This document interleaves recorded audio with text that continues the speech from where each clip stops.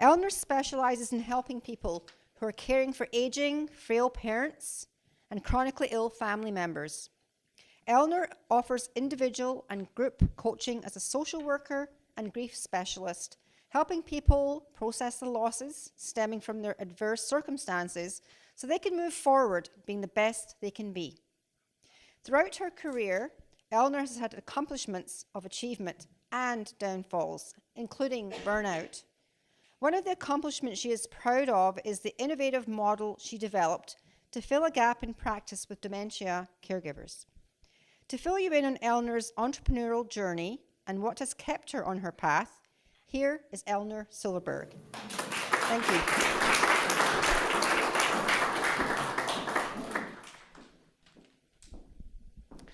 Thank you very much. Thank you, Joan, and thank you to the organizers, and thank you to everyone for coming out tonight. This isn't an AA meeting. This could be EA. So I am Eleanor Silverberg, and I am an entrepreneur.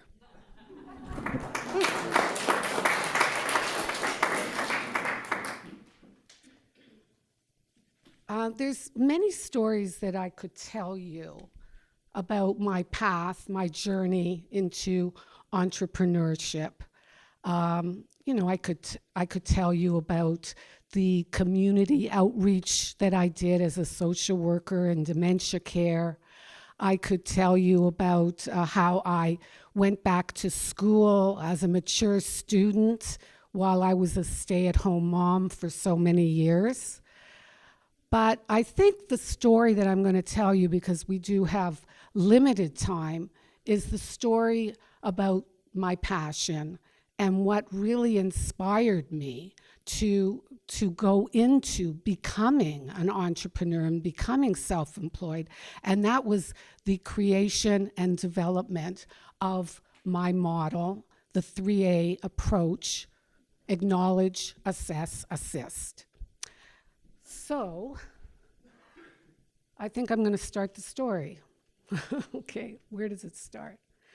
I started working privately while I was employed full-time as a social worker in a social service agency. And I did community outreach social work. And I really enjoyed it. And I did it for a number of years.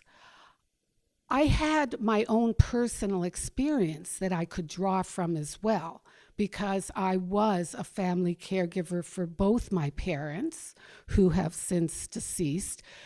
One of my parents had dementia.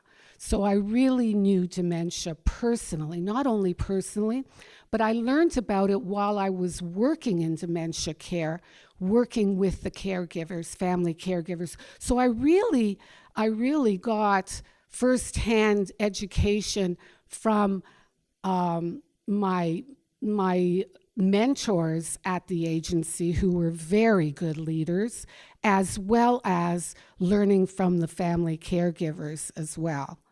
But one thing that I knew that they did not know was grief. I've had a long history with grief. In my childhood, I grew up with parents who were Holocaust survivors. And anybody who is familiar with Holocaust, where many of the people were left with absolutely no family. And that's what happened to my parents. There was no family. And so there was grief in every corner. There really was. There was grief in every corner of my home. And it was difficult for my parents, especially my father, who had lost a wife and two children in the Holocaust. So he was very distant, loving, he was loving as well as he could be loving. But I knew grief. And as I went to university, I found that my interest was in grief. Everything was grief. anytime that I could write an assignment, an essay, it was on, I did it on grief. My honors thesis was on grief, everything. My master's thesis was grief, loss, and depression. So one thing that I didn't know was grief, and I knew that the family caregivers that I was helping were grieving, and it was impacting because they were losing the person psychologically, not physically, but they were losing the person psychologically. And grief is so associated with death that it was overlooked. So what did I do?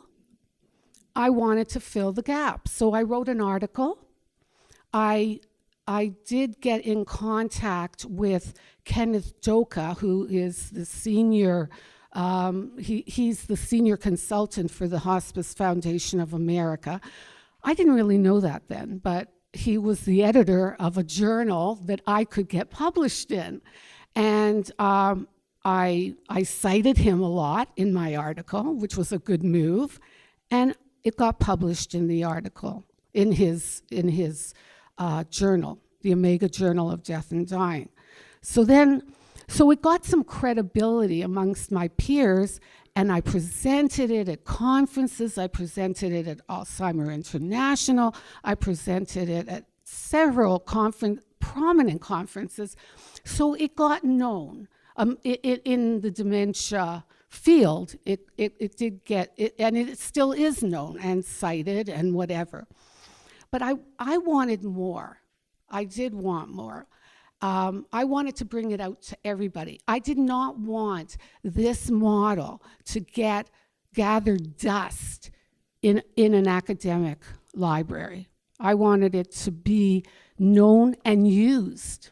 Okay, so what I did was I became an entrepreneur. It was my passion to bring this out more. I lived and breathed this model for a long time. I don't live and breathe it the way I used to. The reason why, I've written 2 books. This is my second book featuring the 3A approach model. But what I did as an entrepreneur that was very challenging was explaining who I was to people.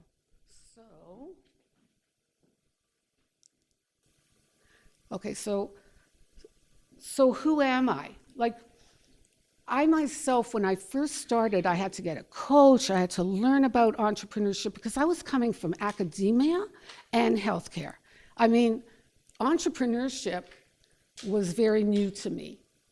So I started off, like, I went back and I looked at all the presentations that I've done, like the PowerPoint presentations that I've done, and I looked at what I was titling myself as, because that was part of the process of my entrepreneurship and developing in self-employment was, what do I call myself? Like, I'm not a dog walker, I'm not a photographer, I'm not a, I'm not a bookkeeper. These are easy.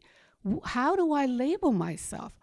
So the first one, and I did it by time too, I was a self-care consultant, and I completely forgot, that was years ago, that I was calling myself a self-care consultant. And then I went back to, well, I am a social worker. Everybody understands that. So social worker. Then 3A, professional for caregiver care, because my model is the 3A approach. Acknowledge, assess, assist. Acknowledge the loss, assess the impact, and assist with strategies. That's the simplest way to explain it. So I thought, I'll put the 3A in my title, 3A professional. No, okay. That didn't last long for me.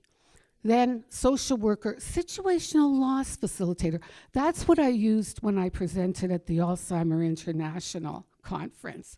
That sounds okay, I liked situational loss because there is a condition called situational loss. And then therapeutic caregiver counseling specialist. Now that's, fancy. That's fancy.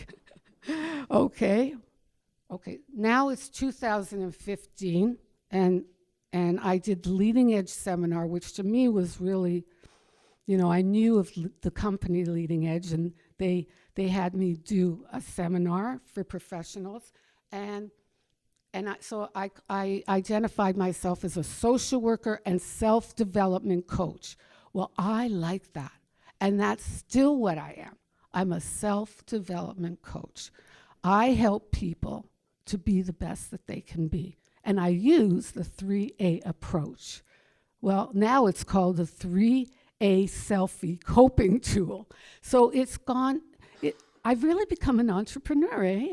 I've really become an entrepreneur in that I'm using marketing words instead of academic words, and I'm seeing the growth, and it continues.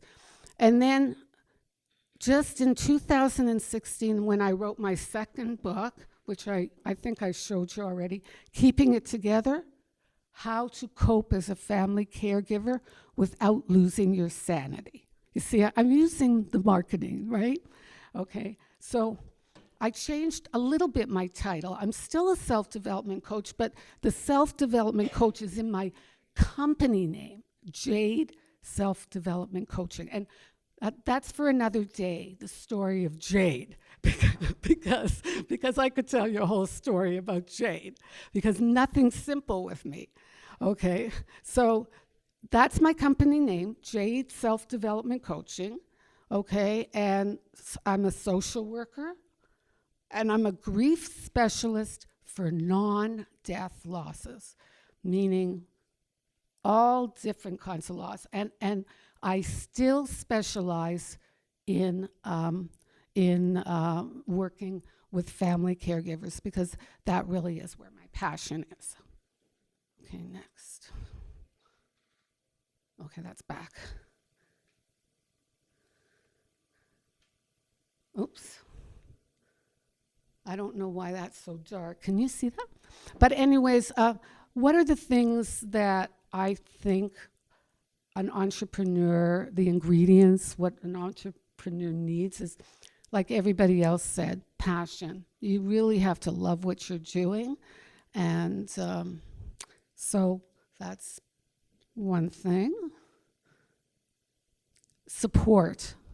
Support is vital. It really is vital.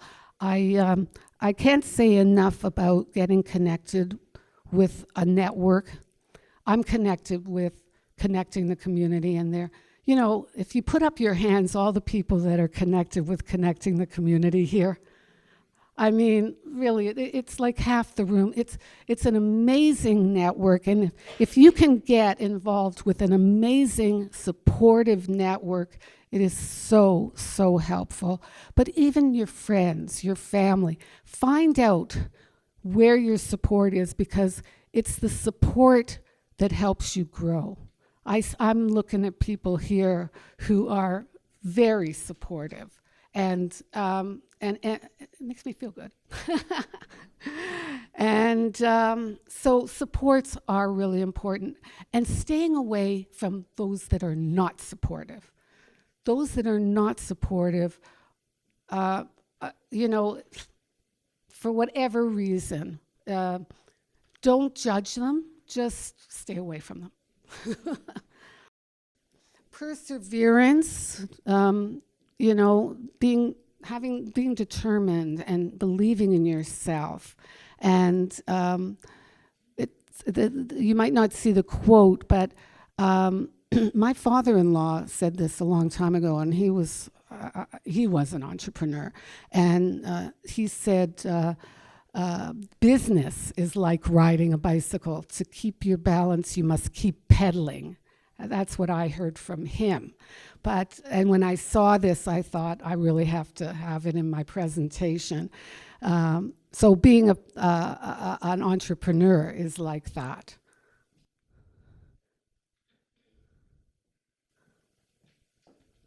Oh. Okay. And I'm going to conclude with something that I think is a quote that I think is, I just said, yes, yes, yes. It's by Biz Stone, the co-founder of Twitter. Timing, perseverance, and 10 years of trying will eventually make you look like an overnight success. So nothing happens overnight. Nothing happens overnight. So I think I can, and you will. Think you can, and you will. Thank you.